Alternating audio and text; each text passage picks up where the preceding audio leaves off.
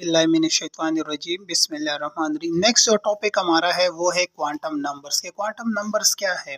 So quantum number basically those number which completely describe electrons in an atom, जो इलेक्ट्रॉनों को completely describe करती है किसमें, एटम में, तो उसको हम क्या कहते हैं? क्वांटम नंबर्स कहते हैं। या the behaviour of electron in space, space का मतलब है कि x एक्सिस y और z एक्सिस में 3D around the nucleus is describe by a set of four quantum numbers called, four numbers called क्या? क्वांटम नंबर्स के वो number जो अराउंड द न्यूक्लियस, ठीक है, 3D में इलेक्ट्रॉन को डिस्क्राइब करे in term of four numbers called क्या? Quantum numbers. सो इनमें से 3 quantum numbers are obtained by solving Schrodinger wave equation. So Bohr में जो ड्रॉबैक थे कि बोहर ने कहा था कि इलेक्ट्रॉन प्लेनर मोशन करते हैं, मतलब 2D में करता है, ठीक है, और इलेक्ट्रॉन सर्कुलर पाथ में घूमते हैं। तो इसको श्रोडिंगर ने गलत किया और कहा कि नहीं, इलेक्ट्रॉन ज़रूरी नहीं है कि सिर्फ सर्कुलर पाथ में मूव करे, ठीक है, या प्लेनर मोशन करे। Electron always move in 3D, x, y and z axis में। So, while spin quantum number is due to the difference in orientation of electron in magnetic field, और जो spin quantum number ये experimental proof है, ये basically orientation है electron की किस में? मैग्नेटिक फील्ड में। या तो इलेक्ट्रॉन क्लॉकवाइज घूमेगा या एंटी क्लॉकवाइज, क्योंकि इलेक्ट्रॉन चार्ज पार्टिकल है, सो मैग्नेटिक फील्ड में ये डिफ्लेक्ट होगा। सो सबसे पहले जो नंबर है that is principal quantum number, इसको प्रपोज किया था बोहर ने। ये डिनोट होता है n पे, और ये नंबर आपको क्या बताते हैं? The distance of electron from the nucleus, ये आपको distance of valence electron from the nucleus बताता है generally. Also tell us about size of shell, के शेल का साइज कितना है या कितने दूर पे फर्स्ट शेल है, सेकंड शेल है, थर्ड शेल है, फोर्थ शेल है, फिफ्थ शेल है। फिर अगर n integers 1 2 3 4 5 6 7 and so on, अगर n1 हो तो k शेल होगा, n2 हो तो l शेल होगा, n3 हो तो m होगा, n4 हो तो n शेल होगा। फिर अगर आप देखिए greater the value of n, अगर n मतलब प्रिंसिपल क्वांटम नंबर की वैल्यू ज़्यादा होगी, greater will be the energy of electron, so electron की एनर्जी भी ज़्यादा होगी। नंबर ऑफ इलेक्ट्रॉन किसी भी शेल में आप बाय फार्मूला 2n² मालूम कर सकते हो, और नंबर ऑफ ऑर्बिटल किसी भी शेल में बाय फार्मूला n² मालूम कर सकते हो। अब अगर n1 हो तो k शेल, इसमें 2 इलेक्ट्रॉन, लेकिन इसमें ऑर्बिटल्स कितने आ सकते हैं? एक ऑर्बिटल आ सकते। इसी तरह दूसरे में कितने ऑर्बिटल्स आ सकते? 4, तीसरे में 9 ऑर्बिटल, चौथे में 16 ऑर्बिटल्स और पांचवें में 25 ऑर्बिटल। ऑर्बिटल क्या है? वो जगह जहाँ पे प्रोबेबिलिटी ऑफ इलेक्ट्रॉन मैक्सिमम होती है उसको ऑर्बिटल कहते हैं, और जिस जगह पे इलेक्ट्रॉन की प्रोबेबिलिटी मिनिमम होती है उस जगह को नोड कहते हैं। नेक्स्ट जो आपका है that is azimuthal quantum number, कि एजीमुथल क्वांटम नंबर क्या होता है। सब आप देखिए, azimuthal quantum number proposed by Sommerfeld, इसको प्रपोज किया था समरफेल्ड ने। बेसिकली बोहर ने कहा था कि इलेक्ट्रॉन सर्कुलर पाथ में मूव करता है, इस तरह जिस तरह ये s है, लेकिन समरफेल्ड ने कहा था कि नहीं, इलेक्ट्रॉन ओवल शेप में, जिस तरह ये p है या ये d है या ये f है, इस तरह भी मूव कर सकता है, ठीक है। और ये आपको बताता है tell us about shape of orbital and subshell, ये आपको सबशेल के बारे में भी बताता है और उसके शेप के बारे में भी बताता है, ठीक है। और याद रखिएगा कि n की वैल्यू हमेशा l से क्या होगी? ज़्यादा होगी। तो इसका मतलब है कि जब तक आपके पास n की वैल्यू नहीं होगी आप l नहीं निकाल सकते। मतलब यह है कि जब तक शेल नहीं होंगे तो आप उनमें से सब शेल नहीं निकाल सकते। अब देखिए l की वैल्यू बराबर होगी मैथमेटिकली 0 इंटू n-1 या n is equal to 1, so k shell होगा l 0 into 1-1, so l is equal to 0 into 0। अब 0 का मतलब क्या है? इस 0 का मतलब है कि आपके पास एक सब शेल है, किस में? k शेल में। इसी तरह अगर आप दूसरे को देखें, so l is equal to 0 into 2-1, so l is equal to 0 into 1, so एक 0 s सब शेल के लिए और 1 l सब शेल के लिए होगा। तो मतलब कि दूसरे शेल में 2 सब शेल है। इसी तरह तीसरे सब शेल में तीसरे शेल में 3 सब शेल है, 1 2 3। इसी तरह चौथे में 4 सब शेल है, S P D F।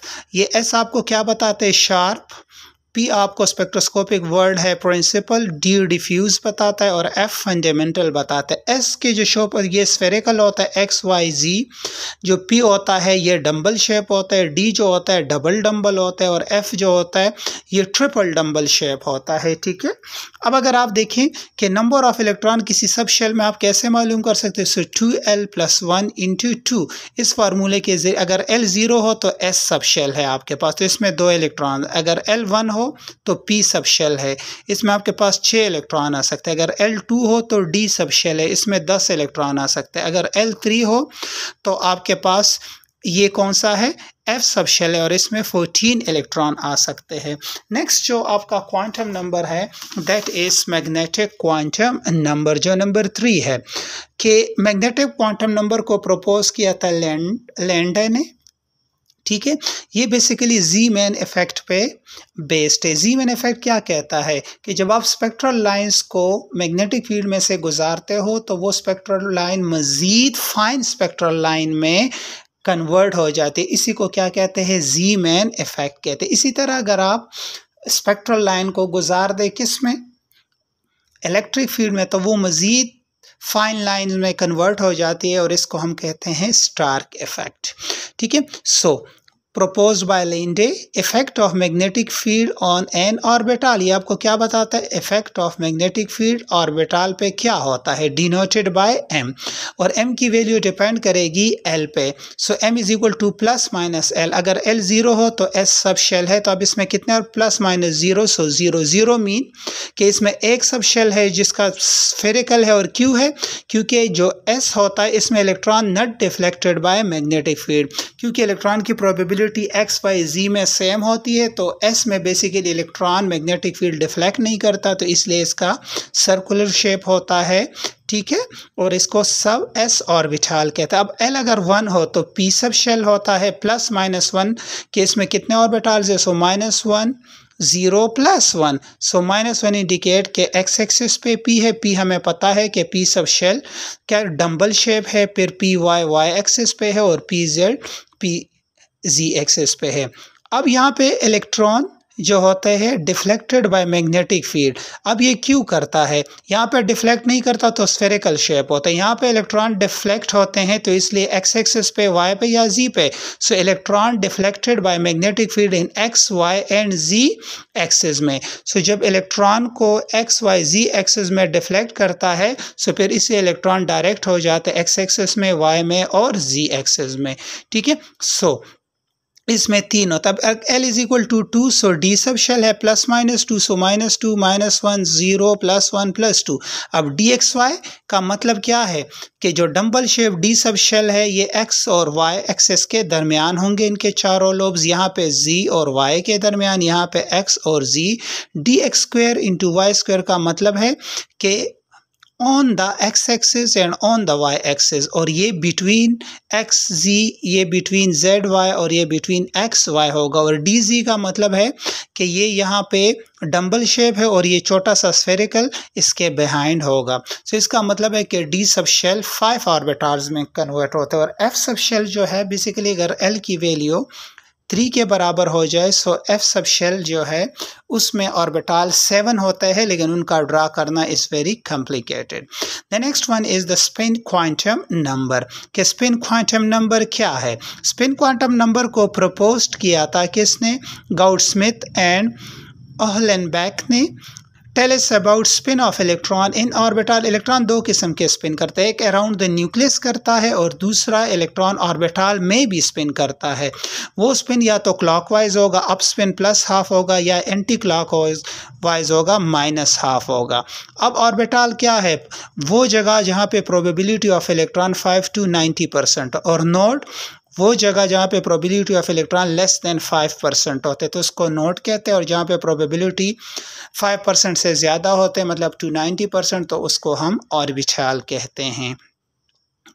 ठीक है, सो और ये क्लॉकवाइज एंटी क्लॉकवाइज डिपेंड करता है ऑब्जर्वर पे। सो क्लॉकवाइज भी आप लिख सकते हो, इसको एंटी क्लॉकवाइज भी आप लिख सकते हो। लेकिन याद रखिए कि एक ऑर्बिटल में मैक्सिमम 2 इलेक्ट्रॉन होते हैं, तो वो हमेशा क्या होंगे, एंटी पैरेलल होंगे। एक क्लॉकवाइज में घूमेगा और दूसरा एंटी क्लॉकवाइज में।